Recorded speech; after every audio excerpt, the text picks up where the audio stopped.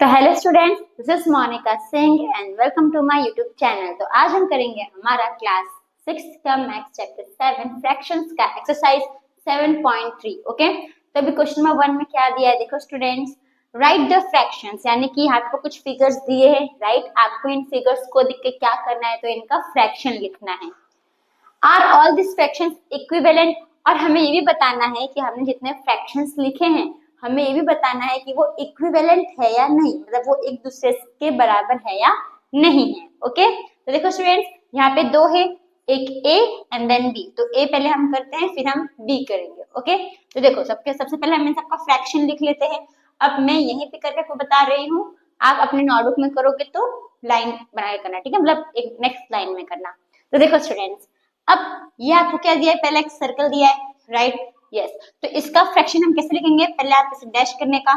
अब इसमें आपको टोटल पार्ट कितना लग रहा है, इसमें कितना पार्ट है, टोटल 2 पार्ट्स है, 1 2। तो 2 को हम कहाँ लिख देंगे, नीचे। ओके, अब कलर कितने में है, तो 1 पार्ट में कलर है, यानी कि ऊपर क्या लिख दोगे, 1। ये आ गया हमारा फर्स्ट का। नेक्स्ट सेकंड का आप देखो, तो इसमें टोटल कितने पार्ट्स हैं, 4 पार्ट्स है। कितने पार्ट्स है, 4। और कलर कितने में है, तो 1 2 3 4, 4 में कलर है। तो यहाँ पे आप क्या लिख दोगे, सॉरी, टोटल पार्ट्स कितने हैं, 4 है, 1 2 3 4, 4 लिख दिया। कलर कितने में है, तो 1 2, 2 पार्ट में कलर है, तो ऊपर क्या लिख दोगे, 2 लिख दोगे। ओके, नेक्स्ट, इसमें टोटल पार्ट्स कितने हैं स्टूडेंट्स, तो इसमें टोटल पार्ट्स है 1 2 3 4 5 6, तो नीचे क्या आ जाएगा, 6 आ जाएगा। और इसमें कलर कितने में है, तो 1 2 3, 3 पार्ट्स में कलर है, तो ऊपर आप क्या लिख दोगे, 3 लिख दोगे। ओके, अब यहाँ पे देखो स्टूडेंट्स, यहाँ पे टोटल पार्ट्स कितने हैं, तो 1 2 3 4 5 6 7 8, तो नीचे 8। और कलर कितने पार्ट्स में है, तो 1 2 3 4, तो ऊपर क्या लिख दोगे, 4। अब यहाँ पे हमने फर्स्ट का सारा फ्रैक्शंस लिख लिया। हमें बताना है कि इक्विवेलेंट है या नहीं, यानी कि ये आपस में सारे फ्रैक्शंस आपस में इक्वल है या नहीं। तो सबसे पहले हम क्या करेंगे कि सबका सिंपलेस्ट फॉर्म निकाल लेंगे। ओके, तो देखो 1/2 का सिंपलेस्ट फॉर्म, अभी 1/2 कोई टेबल से कट होगा नहीं, ये ऑलरेडी आपका सिंपलेस्ट फॉर्म में ही है, ये और कट नहीं होगा। ओके, सेकंड में इसमें देखोगे 2/4 दिया है, इसका सिंपलेस्ट फॉर्म हो सकता है, यस। 2 और 4 दोनों ही एक टेबल में आता है, कौन से टेबल में आता है, तो 2 के टेबल में आता है। तो 2 के टेबल में कितने से आएगा, 2 1 जा, और ये 2 2 जा ना। 2 के टेबल में 2 1 जा आएगा, 2 के टेबल में 4 कितने से आएगा, तो 2 से आएगा। तो यहाँ पे आपने क्या लिख लिया, 2। अब 3/6 ये कट होगा क्या, यस, इसका भी सिंपलेस्ट फॉर्म होगा, 3 से ही होगा, 3 1 जा 3, 3 2 जा 6, 1/2 ही होगा। इसका सिंपलेस्ट फॉर्म होगा, यस, इसका भी सिंपलेस्ट फॉर्म होगा, 4 से ही कट होगा, तो 4 1 जा 4, 4 2 जा 8। ओके, ये हमने सिंपलेस्ट फॉर्म में इन सब का लिख लिया। अब सेकंड क्वेश्चन क्या था कि ये आपस में इक्वल है या नहीं है। तो देखो 1/2, यस, 1/2, यस, 1/2, यस, 1/2, यानी कि सबका सिंपलेस्ट फॉर्म क्या है, 1/2, यानी कि ये हमारा क्या है, यानी कि ये चारों का फ्रैक्शंस आपस में क्या है, इक्विवेलेंट है। ओके, तो यहाँ पे आप एक सेंटेंस लिख देने का, क्या लिखोगे, all these fractions are equivalent, all these fractions are equivalent. बस इतना ही करना है, आगे हमारा फर्स्ट का आंसर। ओके, तो होप आपको समझ में आया। पहले आप फिगर ड्रॉ करना, उसके नीचे इन सबका फ्रैक्शन लिखना, फिर सिंपल फॉर्म, सिंपलेस्ट फ्रैक्शन यानी कि सिंपल फॉर्म में लिखना। फिर अगर आपको सब ये इक्वल है तो आप नीचे एक लाइन लिख देना, क्या लिखोगे, all this fractions are equivalent. Okay, जैसा हमने ए किया वैसे हमें क्या करना है, तो बी भी करना है। ओके, तो पहले हम इसे क्या लिखेंगे, तो पहले हम इसका फ्रैक्शंस लिखेंगे। तो देखो अब इसमें टोटल पार्ट, टोटल जो सर्कल्स है, कितने सर्कल्स है टोटल, वो लिखोगे। तो देखो यहाँ पे 1 2 3 4 5 6 7 8 9 10 11 12, टोटल कितने सर्कल्स हैं, 12, टोटल 12 पार्ट्स है, नीचे 12 लिख दोगे। कलर कितने में है, तो 1 2 3 4, तो ऊपर क्या लिख दोगे, 4 लिख दोगे। ओके, सेम यहाँ पे टोटल कितने सर्कल्स है, तो 1 2 3 4 5 6 7 8 9, तो नीचे क्या आ जाएगा, 9। कलर कितने में है, 3, तो ऊपर क्या लिख दोगे, 3। ओके, यहाँ पे कितने में है, कितने पार्ट्स है टोटल, तो 1 2 3 4 5 6 है ना, नीचे 6 आ जाएगा, और कलर कितने में है 2, तो ऊपर क्या लिख दोगे 2 लिख दोगे। फिर यहाँ पे टोटल कितने पार्ट्स हैं 3, कलर कितने में है 1, तो 1 लिख दोगे। सेम हियर ऑल्सो कितने पार्ट्स है टोटल, तो 1 2 3 4 5 6 7 8 9 10 11 12 13 14 15, और कलर कितने में है, तो 1 2 3 4 5 6 में क्या है, तो कलर है। ओके, अब देखो स्टूडेंट्स, पक्का 6 में कलर्स हैं 1 2 3 4 5। एक बार मुझे ये चेक करने दो। ओके, मैंने क्वेश्चन राइट किया है कि नहीं, 1 2 3 4 5 6। ओके, चलो अब ये हो गया हमारा। अब हमें क्या करना है, तो इनका सिंपलेस्ट फॉर्म निकालेंगे। ओके, तो देखो स्टूडेंट्स, यहाँ पे 4 है, यहाँ पे 12 है, ये कट हो सकता है क्या, यस सिंपलेस्ट फॉर्म में हो सकता है। कौन से टेबल से होगा, तो 2 से भी हो सकता है, 4 से भी हो सकता है, पर हम डायरेक्ट कट कर देते हैं बड़े नंबर से, यानी कि 4 से हम कट कर देते हैं। तो यानी कि 4 1 जा 4 हो जाएगा, 4 3 जा 12, तो क्या आ गया 1/3। सेम यहाँ पे भी 3/9 है, तो ये भी 3 के टेबल से कट हो सकता है, 3 1 जा 3 3 3 जा 9, 1/3 आ गया। फिर ये भी कट हो सकता है, 2 1 जा 2 2 3 जा 6, 1/3 आ गया। ये तो ऑलरेडी हमारा सिंपलेस्ट फॉर्म में ही है। ये कट होगा क्या, तो ये कट 3 के टेबल से होगा, राइट। तो 3 2 जा 6 3 5 जा 15। अब ये कट होगा नहीं, अभी सिंपलेस्ट फॉर्म में नहीं होगा। तो देखो यहाँ पे क्या है 1/3 1/3 1/3 1/3, पर यहाँ पे क्या आ गया 2/5। तो ये सारे फ्रैक्शंस क्या हमारे इक्विवेलेंट है, इक्वल है, तो नहीं है। 4 तो इक्वल है, पर ये अलग आ गया ना, तो इसका मतलब ये चारों फ्रैक्शंस इक्विवेलेंट, सॉरी पांचों फ्रैक्शंस इक्विवेलेंट नहीं है। तो यहाँ पे आपको सिंपल क्या लिखना है, ऑल दिस फ्रैक्शंस आर, यहाँ पे क्या लगा दोगे नॉट इक्विवेलेंट। समझ में आया। मेरे पास जगह नहीं है तो मैं कहाँ लिखूं, 2 मिनट।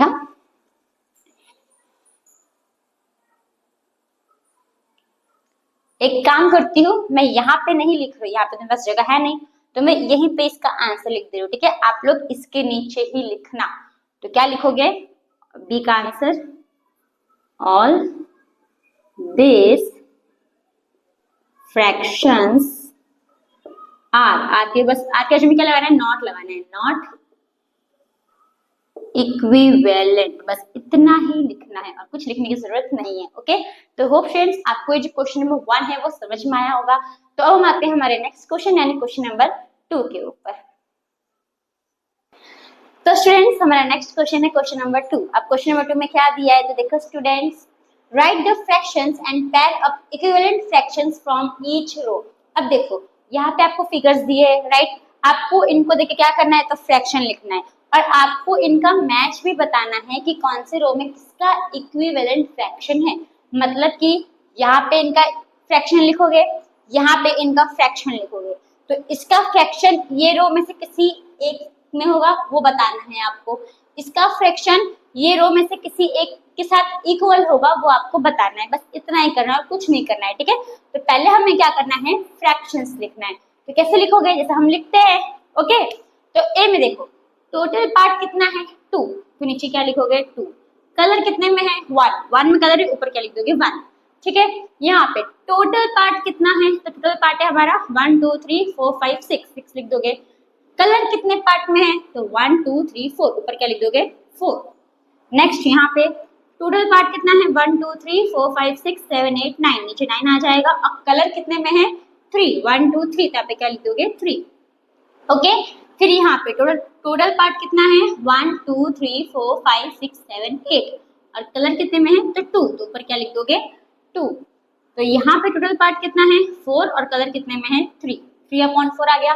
सेम ऐसे हमें यहाँ पे भी क्या करना है, इनका फ्रैक्शंस लिख लेना है। ओके, तो देखो यहाँ पे टोटल पार्ट कितने हैं, तो देखो ये बॉक्स पार्ट नहीं है, आपका पार्ट जो ट्रायंगल है ना वो आपका पार्ट है। तो कितने पार्ट है देखो 1 2 3 4 5 6 7 8 9 10 11 12 13 14 15 16 17 18, कितना है 18, नीचे 18 लिख लोगे। और कलर कितने में है, तो देखो 1 2 3 4 5 6, कितने में है 6, यहाँ पे क्या लिख लोगे 6 लिख लोगे। सेम यहाँ पे टोटल कितना पार्ट है, तो 1 2 3 4 5 6 7 8, नीचे 8, और कलर कितने में है, तो 1 2 3 4, ऊपर क्या आ जाएगा 4 आ जाएगा। ओके, सेम यहाँ पे देखो टोटल पार्ट कितना है, तो 1 1 2 3 4 5 6 7 8 9 10 11 12 13 14 15 16, नीचे क्या आ जाएगा 16। और कलर कितने में है तो 1 2 3 4 5 6 7 8 9 10 11 12, तो ऊपर क्या आ जाएगा आपका 12।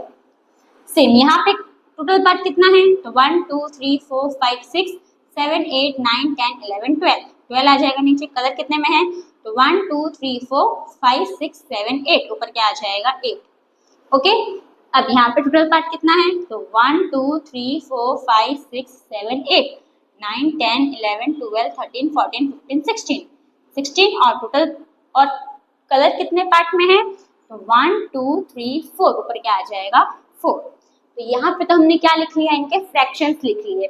ठीक है, अब आपको क्या करना है तो इनका सिंपलेस्ट फॉर्म लिखना है। क्या लिखना है सिंपलेस्ट फॉर्म, सिंपलेस्ट फॉर्म लिख लो। तो देखो ये तो अपना ऑलरेडी क्या है सिंपलेस्ट फॉर्म में ये 1/2, तो इसको कुछ करने की जरूरत नहीं है। अब इसमें सिंपलेस्ट फॉर्म करो तो देखो 2 के टेबल से दोनों कट होगा, यस दोनों ही नंबर 2 के टेबल में आता है, तो 2 2 जा 2 3 जा, तो 2/3 आ गया इसका। यहाँ पे दोनों 3 के टेबल में आता है, 3 1 जा 3 3 जा 1/3, ये और कट नहीं होगा, ये भी और कट नहीं होगा, तो इन दोनों का सिंपलेस्ट फॉर्म हमने लिख लिया। इसका सिंपलेस्ट फॉर्म होगा, यस दोनों 2 के टेबल में आता है, 2 1 जा 2 2 4 जा 8 1/4 आ गया। इनका सिंपलेस्ट फॉर्म होगा नहीं होगा, तो इसको ऐसे आप छोड़ दोगे। ओके, तो ये हो गया। अब यहाँ पे देखो इसका सिंपलेस्ट फॉर्म होगा, यस दोनों ही कौन से टेबल में आएगा तो दोनों ही 3 के टेबल में आता है, राइट। तो यहाँ पे 3 के टेबल से कर लो, 3 2 जा 6 कितने से आता है 3 2 जा और 18 3 6 जा, ये और कट होगा, लेकिन इससे अच्छा एक काम करो डायरेक्ट 6 के टेबल से ही कट होगा, राइट। 6 के टेबल में 18 आता है तो इसको डायरेक्ट 6 के टेबल से ही कट कर दो, 6 1 जा 6 6 3 जा 18। अब यहाँ पे ये कट होगा, यस 4 के टेबल से हो जाएगा, 4 1 जा 4 4 2 जा 8 1/2 आ गया। ये दोनों कट होगा तो यस ये किससे होगा तो 2 से भी होगा, 3 से नहीं होगा, 2 से भी होगा 4 से भी होगा। तो हम बड़े नंबर से ही करते तो तुरंत हो जाएगा, राइट। तो हम 4 से करते तो 4 3 जा 12 4 4 जा 16, फिर ये होगा यस ये भी 4 से होगा, तो 4 2 जा 8 4 3 जा 12, ये भी होगा 4 से, तो 4 1 जा 4 4 4 जा 16। ठीक है, यहाँ पे हमने सबका क्या लिख लिया सिंपलेस्ट फॉर्म लिख लिया। अब हमें इसका इक्विवेलेंट बताना है। क्या बताना है इक्विवेलेंट, तो यहाँ पे देखो सबसे पहले हम आते हैं ए का इक्विवेलेंट क्या होगा, ए का देखो पहले हम लिख लेते हैं A B C D E. ठीक है, अब ए किसके बराबर है, ए में क्या है 1/2, तो यहाँ पे 1/2 कहाँ पे है 1/2 इधर है, यानी ए किसके बराबर होगा सेकेंड के, तो यहाँ तक क्या लिख दो सेकेंड। ओके, फिर बी का सिंपलेस्ट फॉर्म क्या है 2/3, तो यहाँ पे 2/3 किसका है तो इसका है, किसका है फोर्थ का, तो बी किसके बराबर है फोर्थ के बराबर, तो यहाँ पे क्या लिख दो 4। ठीक है, तो हमारा ये हो गया और ये हो गया। फिर सी का क्या है 1/3, तो 1/3 हमारा सॉरी ये नहीं हुआ था ना, ये हुआ था हाँ, तो 1/3 हमारा कहाँ पे है इधर है, यानी कि जो सी है वो किसके बराबर है फर्स्ट के बराबर है। यहाँ पे आप क्या लिख दोगे सी इक्वल्स टू फर्स्ट, ये हमारा हो गया। नाउ डी क्या है 1/4, तो 1/4 किसके बराबर है फिफ्थ के बराबर है, तो यहाँ पे क्या लिख दोगे फिफ्थ, और ये किसके बराबर होगा तो थर्ड नहीं आया तो थर्ड के बराबर होगा, बस खत्म है ना 3/4, और थर्ड में भी क्या 3/4, तो आ गया हमारा आंसर। तो होप स्टूडेंट्स आपको जो क्वेश्चन नंबर 2 है वो समझ में आया। तो हम आते हैं हमारे नेक्स्ट क्वेश्चन यानी क्वेश्चन नंबर 3 के ऊपर। तो स्टूडेंट्स हमारा नेक्स्ट क्वेश्चन है क्वेश्चन नंबर 3। अब क्वेश्चन नंबर 3 में क्या दिया देखो students, replace box in each of the following by the correct number, यानी कि आपको क्वेश्चंस में ये बॉक्स दिया है, ये बॉक्स आपको हटा के इसका यहाँ पे जो नंबर आएगा करेक्ट नंबर वो आपको लिखना है। ओके, तो ये कैसे करोगे सिंपल 2/7 ओके 2/7 है इक्वल्स टू ऊपर क्या है 8 है, अपने को तो नीचे का नंबर लेकर आना है। तो सिंपल समझो, अब देखो यहाँ पे 8 है यहाँ पे 2 है, तो यहाँ पे कौन से नंबर से अभी मल्टीप्लाई किया होगा तो हमारा 8 आया होगा, कौन से नंबर से मल्टीप्लाई किया होगा तो 8 आएगा। अभी 2 के टेबल में 8 कितने से आता है 4 सा, यानी कि 2 को 4 से मल्टीप्लाई किया तो हमारा आंसर क्या आया 8 आया, राइट। तो ये जो 4 हमने ऊपर मल्टीप्लाई किया है ना उसको नीचे भी मल्टीप्लाई करना होता है, तो हम क्या कर देंगे नीचे भी 4 से मल्टीप्लाई कर देंगे। ओके, तो 2 4 जा 8 हो गया, 7 4 जा 28, तो नीचे का नंबर क्या आएगा, 28 आएगा। आ गया हमारा आंसर लिखने का। Therefore the number is, the correct number is, the correct number is 28। ये नहीं लिखोगे तो भी चलेगा, पर लिख लोगे तो और अच्छा ही है। ओके, नेक्स्ट अब यहाँ पे देखो सेम वैसे ही करना है अपने को। 5/8 है इक्वल्स टू यहाँ पे 10 है, राइट। तो 5 के टेबल में 10 आता है, कितने से आता है, 2 सा। तो यानी कि 5 को 2 से मल्टीप्लाई किया तो 10 आया। तो ऊपर अगर हम 2 से मल्टीप्लाई कर रहे हैं तो नीचे भी हमें क्या करना है, 2 से मल्टीप्लाई करना है। ओके, तो 8 2 से कितना होगा, 16। तो यहाँ पे क्या आ जाएगा, 16 आ जाएगा। तो इसका मतलब therefore the correct number is, क्या लिखोगे, the correct number is 16। Okay, next यहाँ पे देखो सी में 3/5 है इक्वल्स टू डैश अपॉन 20 है, ठीक है। अब 5 के टेबल, अब ऊपर का नंबर हमें फाइंड करना है, राइट। तो नीचे का नंबर हमें दिया है, कितना दिया है, 20। डिनोमिनेटर हमें दिया है 20 दिया है। तो 5 के टेबल में 20 आता है, यस। कितने से आता है, 4 से। यानी कि 5 को किससे मल्टीप्लाई किया होगा, 4 से, तो हमारा 20 आया। तो अगर हम नीचे 4 से मल्टीप्लाई कर रहे हैं तो ऊपर भी हमें क्या करना है, 4 से मल्टीप्लाई करना है। तो 3 4 जा 12, तो यहाँ पे कितना आ जाएगा, 12। तो यहाँ पे क्या लिखोगे, therefore the correct number is, the correct number is 12। तो फ्रेंड्स आपको ये फर्स्ट सेकंड ABC समझ में आया। अब इसमें 2 सम और है, हम अभी वो देखेंगे। ओके, तो फ्रेंड्स अब हम करेंगे हमारा सम D and E। अब इसमें थोड़ा ट्विस्ट है, क्या ट्विस्ट है, देखो कभी भी अगर आपने, जब भी हमने ABC जो हमने किया, तो देखो ABC अगर मैं C का क्वेश्चन लिखूं तो C का क्वेश्चन हमारा क्या था, 2 मिनट। C का क्वेश्चन था हमारा 3/5 इक्वल्स टू बॉक्स अपॉन 20, यही हमारा क्वेश्चन था। तो अगर आप देखोगे, अभी आपको लग रहा होगा मल्टीप्लाई डिवाइड हमने क्यों किया, इसमें मल्टीप्लाई क्यों किया था, राइट। तो देखो यहाँ पे क्या है, आपका छोटा नंबर है, राइट। 5 छोटा है, 20 क्या है, बड़ा। तो जब लेफ्ट हैंड साइड यानी कि यहाँ पे अगर छोटा नंबर रहेगा, यहाँ बड़ा नंबर रहेगा, तो क्या करोगे, मल्टीप्लाई करोगे। क्या करोगे, मल्टीप्लाई। यहाँ मल्टीप्लाई करके हम पता किए, राइट। अब यहाँ पे अगर आप देखोगे ना, तो यहाँ पे बड़ा नंबर है, यहाँ पे छोटा नंबर है। इसका उल्टा है, यहाँ बड़ा नंबर है, यहाँ पे छोटा है। तो मल्टीप्लाई का उल्टा क्या करेंगे, डिवाइड। यानी कि यहाँ का आंसर हम डिवाइड करके निकालेंगे। ओके, समझ में आया आपको।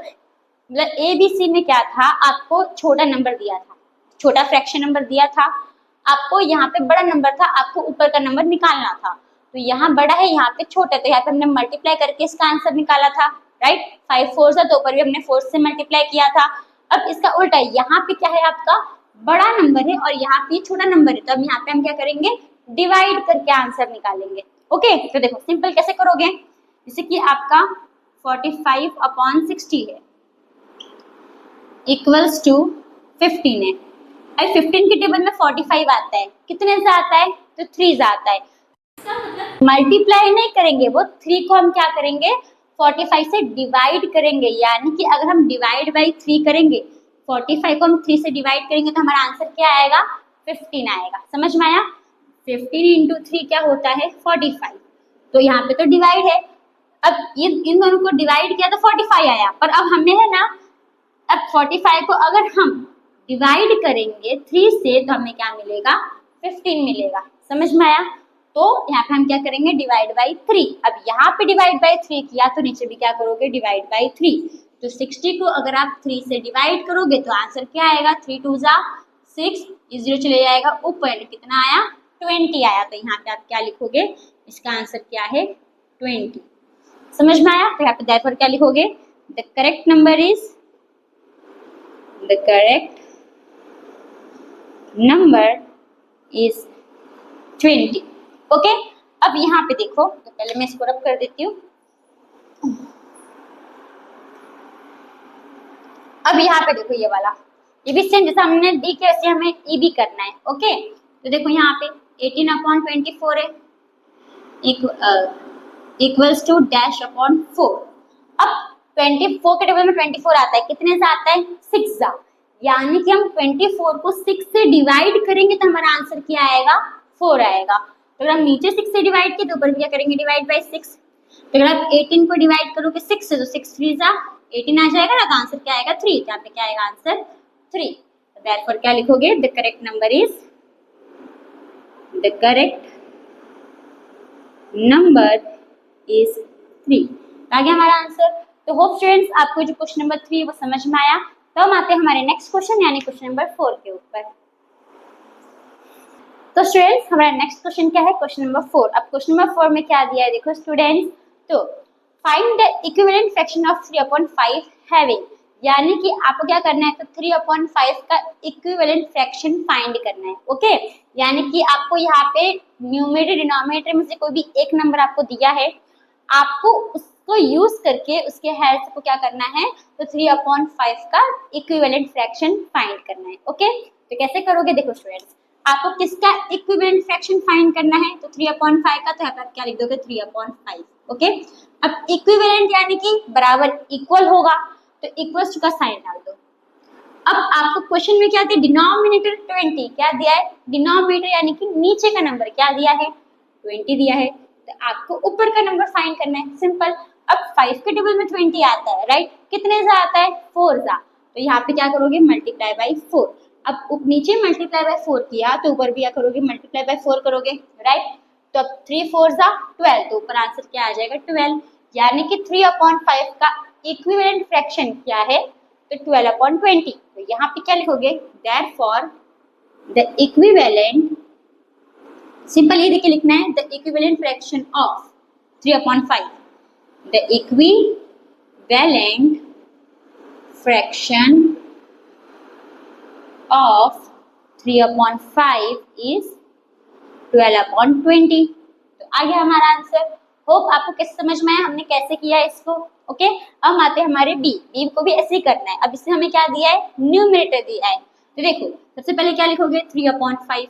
ओके, अब इक्वल्स टू, इसका न्यूमरेटर कितना दिया है, न्यूमरेटर 9 दिया है, तो ऊपर 9 लिख दोगे, अपने को नीचे का नंबर फाइंड करना है, राइट। तो 3 के टेबल में 9 आता है, कितने से आता है, 3 सा, तो यानी कि 3 को 3 से मल्टीप्लाई किया तो 9 आया। अब ऊपर 3 से मल्टीप्लाई किया है तो नीचे भी क्या करना है, हमें 3 से मल्टीप्लाई करना है, तो 3 5 3 सा 15, तो आंसर क्या आ जाएगा 9/15, यानी कि 3/5 का, जब आपका न्यूमरेटर 9 दिया है तो 3/5 का इक्विवेलेंट फ्रैक्शन क्या है, तो 9/15 है। ओके, तो यहाँ तक क्या लिखोगे, देयरफॉर द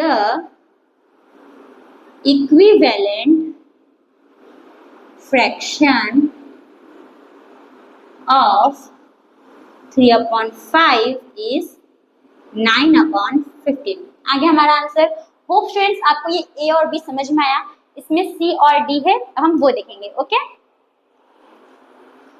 तो स्टूडेंट्स हमारा नेक्स्ट सम है सी एंड डी, जैसे हमने ए एंड बी किया वैसे हमें सी एंड डी भी करना है। ओके, तो देखो स्टूडेंट्स सबसे पहले हम क्या लिखेंगे, 3/5, क्योंकि हमें 3/5 का एक तो इक्विवेलेंट निकालना है ना, इसके लिए, तो इक्वल्स टू अपॉन करो। अब आपको क्या दिया है, डिनोमिनेटर 30, यानी कि नीचे का नंबर आपको दिया है, कितना दिया है 30।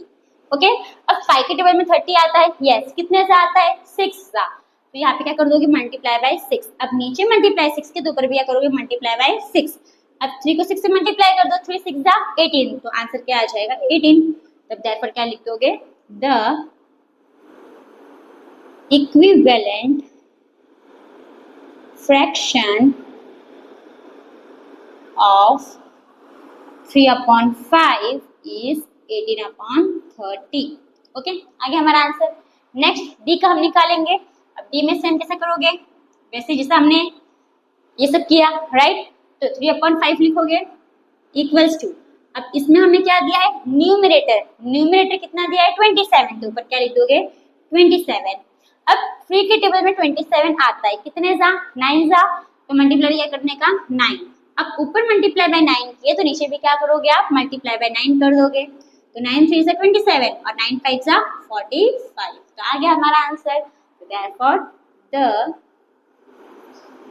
Equivalent fraction of 3/5 is 27/45। Okay, आ गया हमारा आंसर। तो होप स्टूडेंट्स आपको जो क्वेश्चन नंबर 4 है वो समझ में आया। तो बाकी के जो क्वेश्चन है वो हम नेक्स्ट वीडियो में करेंगे। तो थैंक यू फॉर वॉचिंग।